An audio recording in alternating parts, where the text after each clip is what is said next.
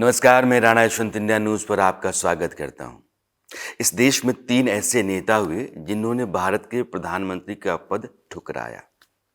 1991 में शंकर दयाल शर्मा के पास कांग्रेस ने पहला प्रस्ताव भेजा, उसमें राष्ट्रपति देश की। तो उन्होंने कहा कि नहीं, मेरी उम्र बहुत अधिक हो चली है और भारत के प्रधानमंत्री को बहुत काम करना है, मैं नहीं कर सकता।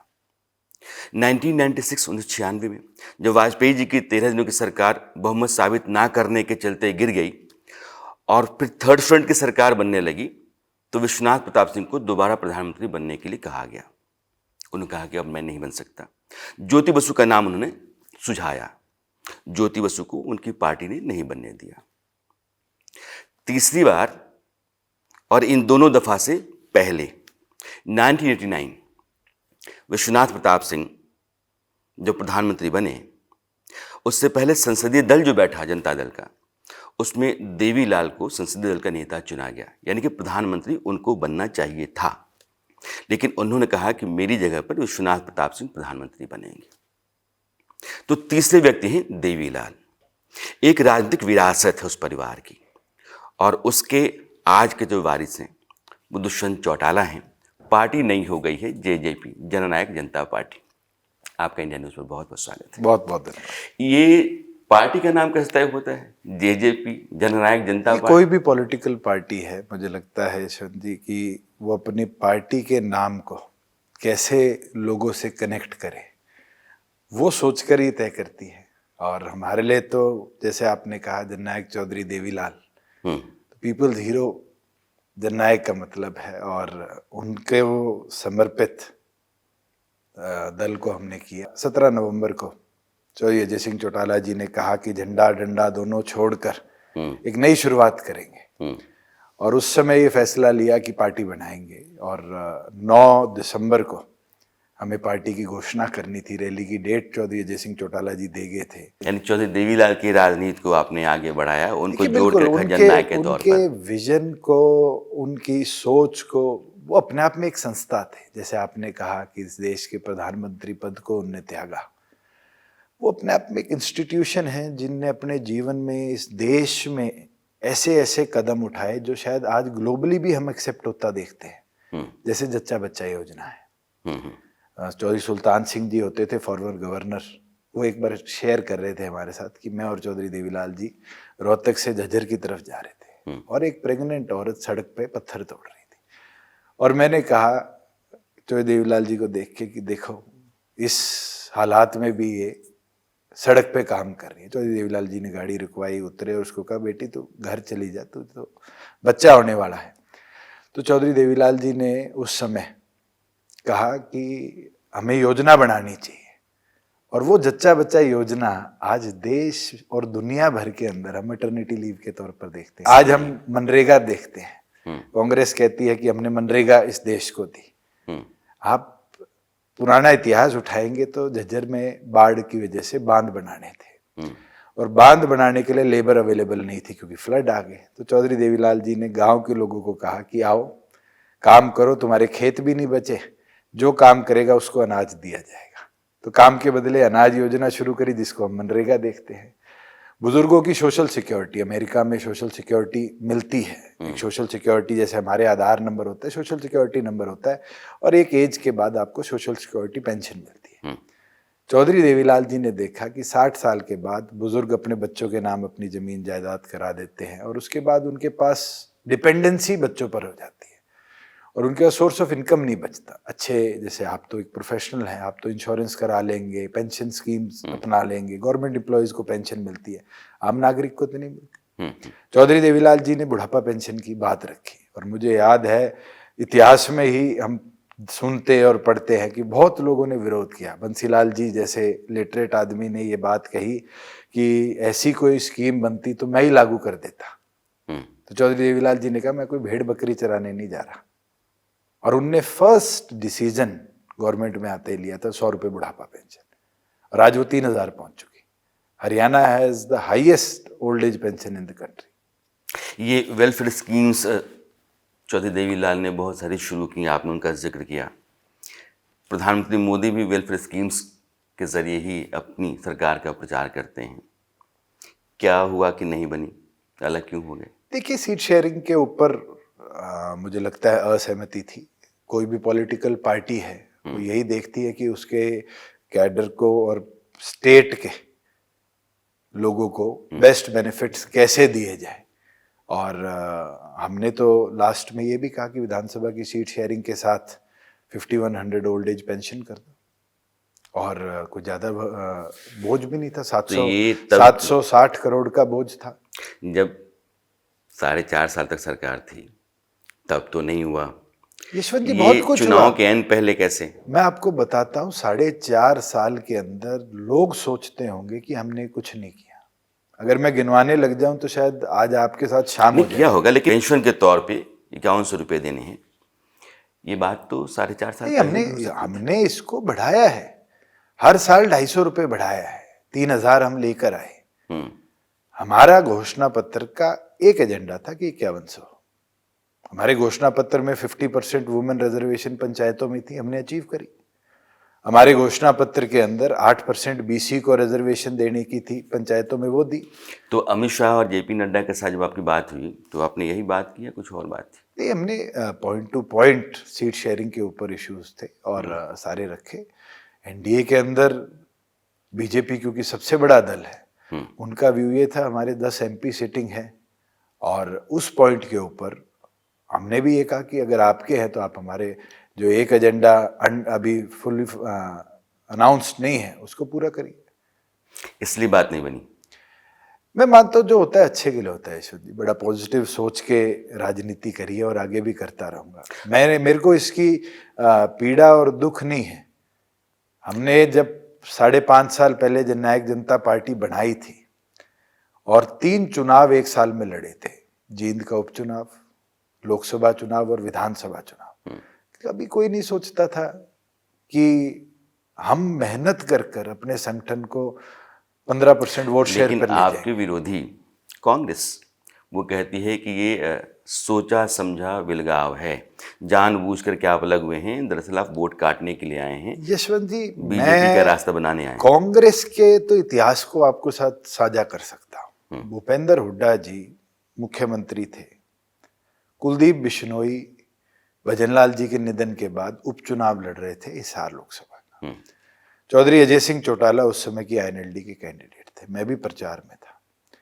जिंदल हाउस पे बैठक हुई, भूपेंद्र हुड्डा थे, चौधरी रंजीत सिंह थे, पूरा जिंदल परिवार था, जयप्रकाश थे, सब ने बैठ के पैक्ट किया और ये कहा कि कुलदीप को चुनाव जिताओ। आज के दिन कोई ऐसा पैक्ट नहीं है। जननायक जनता पार्टी चुनाव मनोहर लाल जी के खिलाफ भी मजबूती से लड़ेगी, बची सीटों पर भी लड़ेगी। और आप लोकसभा के बाद मेरे से मिल लेना और कहना कि हुड्डा झूठ बोल रहा था। तो आप कहाँ कहाँ लड़ रहे हैं? सभी 10 सीटें हैं। 10 सीटों पर मैंने और निशांत सिंह जी ने घूमकर राष्ट्रीय अध्यक्ष के आदेश अनुसार कार्यकर्ताओं से, मुख्य पदाधिकारियों से चर्चा करी है। अभी 90 विधानसभाओं के अंदर हमने प्रभार दिया है लोगों को, वो जाके बैठ के कर रहे हैं। 2-3 दिन के अंदर आगे पार्टी की बैठक होगी और पीएसी के अंदर हम ये सारा एजेंडा रखेंगे कि ये व्यू पॉइंट कैडर का आया है, पदाधिकारियों का है, और पार्टी को अब आगे कैसे चलना है वो पीएसी निर्णय करे। आपका विपक्ष कहता है कि आप लोगों ने एक स्ट्रैटेजी के तहत एक दूसरे के खिलाफ लड़ने का फैसला किया। अगर मैंने उसको सही मान लिया तो फिर ये सवाल आता है कि फिर आप ही के 4 विधायक को बीजेपी ने क्यों तोड़ा? मैं इसलिए तो आपसे पूछ रहा हूं, कोई हमें डेंट भी मार रहा है और हम उसकी मदद भी करें, क्या मुमकिन है? यह भी तो एक रणनीति हो सकती है। अगर ऐसी रणनीति होगी तो इस देश में या दुनिया में कोई पॉलिटिकल पार्टी बचेगी ही नहीं। तो फिर आपने निकाला क्यों नहीं 4 लोगों को? मेरे संगठन के अंदर as a leader of party in the Vidhansabha मेरे पास ताकत है विप की, और मैं चाहूंगा तो लाइन में सबको खड़ा कर लूंगा। अगर किसी को यह लगता है कि वो विप तोड़ेगा तो उसकी सदस्यता जाएगी, और किसी को दूसरे दल से प्रेम हो चुका है। आप मुझे ये बताओ, बीजेपी का हिसार का सांसद टेन्योर खत्म होने से पहले ही बीजेपी छोड़ के कांग्रेस में चला गया, क्या बीजेपी निकाल पाई? नहीं, लेकिन ये विधायक तो आपके हैं ना, उन्होंने छोड़ा। विधायक आपकी पार्टी छोड़े नहीं है, लेकिन बीजेपी के साथ ट्रेजरी बेंच में बैठ रहे हैं ना। फिर मुझे ये तो बताओ कि छोड़े नहीं है तो मेरे विधायक है ना।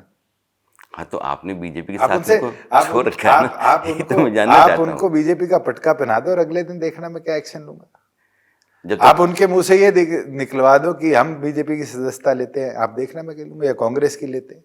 तब तक वो बैठे, कोई दिक्कत नहीं। विधायकों से संगठन नहीं बनता, संगठन से विधायक बनते हैं।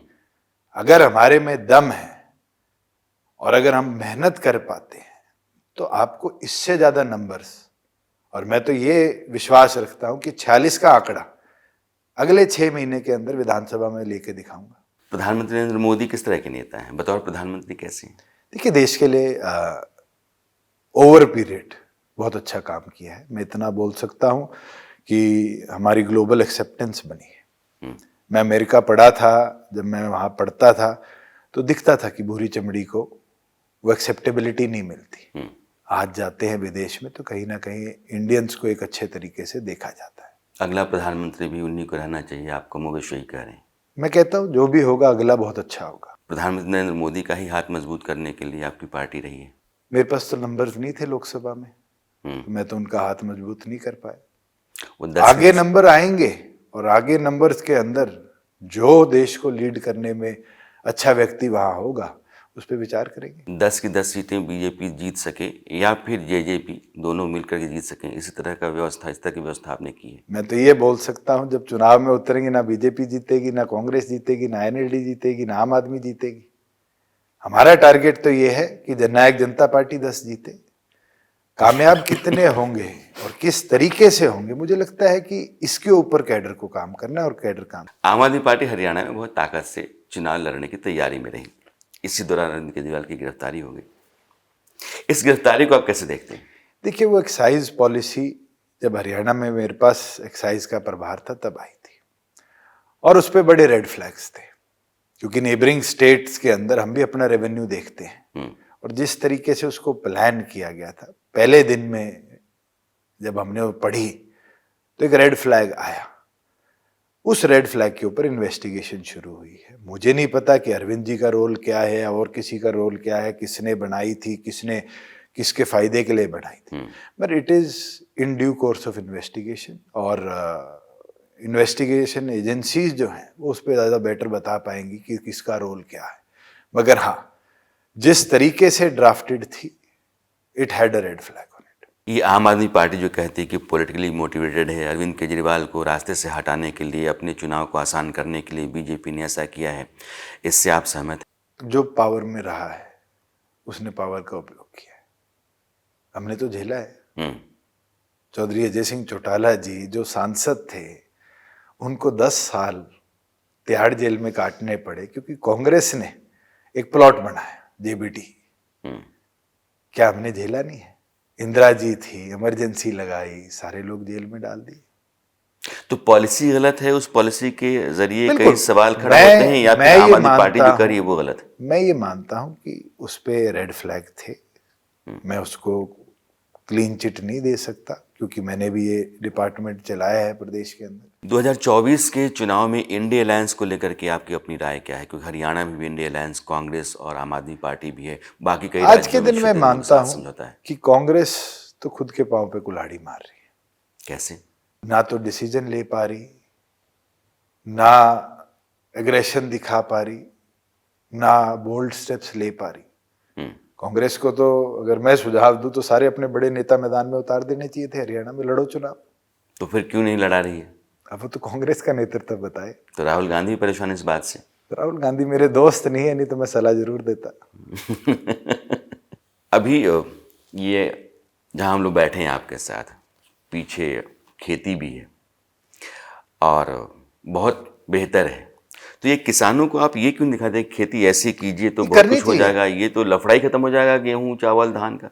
हम जेनेटिकली एम्बेडेड हैं 2 स्टेपल क्रॉप्स पे। राजस्थान के टचिंग एरिया में तो हमारे पास बाजरा सरसों, बाजरा सरसों, बाजरा बिल्कुल सही। जहां पानी की उपलब्धता है, गेहूं जीरी, गेहूं जीरी, गेहूं जीरी। थोड़े बहुत एरिया पे गन्ना है, पानी ज्यादा है जहां, या सूरजमुखी है, आलू है। क्रॉप बड़ा टेढ़ा सब्जेक्ट है। बहुत कम लोगों को पता है कि संविधान के अंदर एग्रीकल्चर 2 तरीके से देखा जाता है। एक है कि खेती करनी क्या है, that is a state subject. State बोल सकती है कि मैंने इस पे सब्सिडी देनी है, मैं ये काम करूंगा, मैं ये काम करूंगा, और किसान उसका फायदा उठाता है, डाइवर्ट करता है। वही दूसरी ओर पर है प्राइजिंग। प्राइजिंग जो है वो कॉन्करेंट लिस्ट में आता है, स्टेट और सेंटर दोनों मिलकर उस पर काम करती है। सेंटर रेट तय करती है, स्टेट उसको अडॉप्ट करती है। जो किसान आंदोलन की मांग है कि सेंटर ही अडॉप्ट करे। ग्लोबली एग्रीकल्चर में इतनी एडवांसमेंट्स आ गई कि अब फार्मर्स को सोचना चाहिए कि हम गवर्नमेंट की सब्सिडीज का इस्तेमाल कर कर कैसे अच्छी खेती पे जाए। जैसे मैंने एक सेटअप बनाया हाइड्रोफोनिक्स का 1-1.5 एकड़ के अंदर। उसके अंदर मेरे पास लीफी वेजिटेबल्स हैं, छोटी छोटी सैलेड्स और इस तरह की सब्जियां हैं जो आज के दिन शहरों की बहुत बड़ी मांग है। और दूसरी ओर पर वाइन क्रॉप्स हैं। वाइन क्रॉप्स मतलब cherry tomato, tomato, cucumber, Shimla मिर्च, जो बेल के ऊपर हम ले जा सकते हैं। मगर आप मानोगे कि एक टमाटर बेल पे जो चढ़ाते हैं उस एक पौधे पे 40 किलो टमाटर आ सकता है। मगर वही है, उस पे इट इज लेबर इंटेंसिव, बहुत ज्यादा मॉनिटरिंग की जरूरत है। आज ऑल्टरनेटिव क्रॉप्स पे जो जो नेशंस मूव करे हैं, दे हैव सक्सीडेड एग्रीकल्चरली। आप इजराइल छोटा सा देश है, पूरे दिन वाद विवाद, मगर आप उनका एग्रीकल्चर सिस्टम की एडवांसमेंट देखेंगे। सिंगापुर तो एक आइलैंड कंट्री है, पानी भी उनको मलेशिया से लेना पड़ता, इंडोनेशिया मलेशिया से लेना पड़ता है शायद। वहां पर भी उनने 30-30 फुट की बेलें खीरों की, टमाटर की लगा रखी है।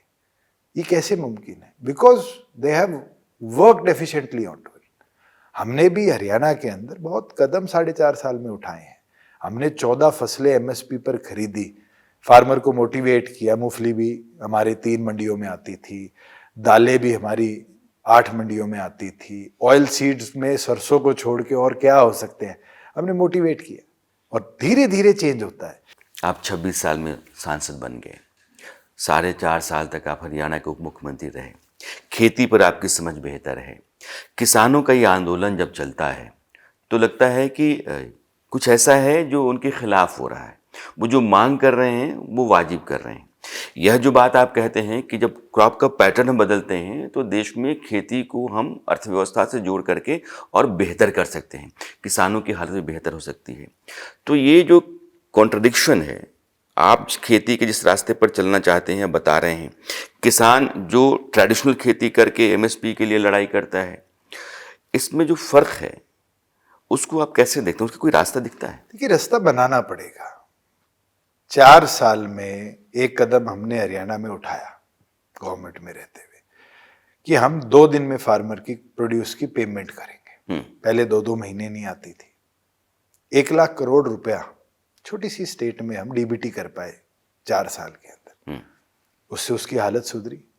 हमने ये निर्णय लिया कि जो पैडी से डिविएट करेगा उसको 7,000 रुपये एकड़ देंगे। ये मोटिवेशन ही दी हमने फार्मर को। और बहुत हुआ, कई लाख एकड़ हरियाणा में फार्मर्स ने क्रॉप पैटर्न्स चेंज करे। हमने वेजिटेबल प्रोड्यूस या हॉर्टिकल्चर प्रोड्यूस पे भावांतर भरपाई योजना में 19 क्रॉप्स कर दी। जब गवर्नमेंट में मैं आया था 4 थी, 19 क्रॉप्स कर दी। क्या हमने वो बेनिफिट नहीं दिया कि टमाटर 6 रुपए की वैल्यू का अगर 2-2.5 रुपए में बिक रहा है तो उसको हम 3.5-4 रुपए जो बैलेंस था वो डीबीटी कर देते थे। तो फार्मर भी सेटिस्फाइड है, वो अपनी क्रॉप पैटर्न चेंज नहीं करता। आज हरियाणा के अंदर सबसे पहले हॉर्टिकल्चर इंश्योरेंस स्कीम शुरू करेगी। पाड़ा पड़ गया मेरे किन्नू के बाग में, सारा किन्नू खराब हो गया। मेरे पास तो कोई रिसोर्स बचा नहीं, साल में 1 क्रॉप आनी थी, बट आई एम इंश्योर्ड। करने पड़ेंगे स्टेट्स को, ये मुद्दे उठाने पड़ेंगे। आज पंजाब ने नहीं उठाया, इसलिए तो पंजाब में एग्रेशन बिल्ट हुआ। हरियाणा ने कर दिया। तो देश के किसानों के लिए पूछना चाहता हूं, क्योंकि बात बहुत इंटरेस्टिंग है। क्रॉप पैटर्न को बदल दिया जाए और देश और दुनिया दोनों की ज़रूरतों के लिहाज से खेती शुरू की जाए तो खेती की हालत में क्रांतिकारी बदलाव आ सकता है। बिल्कुल आ सकता है। मैं एक स्टॉक मार्केट में काम करने वाली लेडी थी अफ्रीका की, she turned into an agriculturalist. तो उनका टेडेक्स सुन रहा था। जिस तरीके से ग्लोबल पॉपुलेशन इंक्रीज हो रही है, आने वाले भविष्य में चाइना, इंडिया और अफ्रीका 3 ही ऐसे एपिसेंटर्स बचेंगे जो दुनिया को फीड कर पाएंगे। गोरों ने खेती करनी छोड़ दी, मगर पेट तो उनका भी है, उनको कौन खिलाएगा?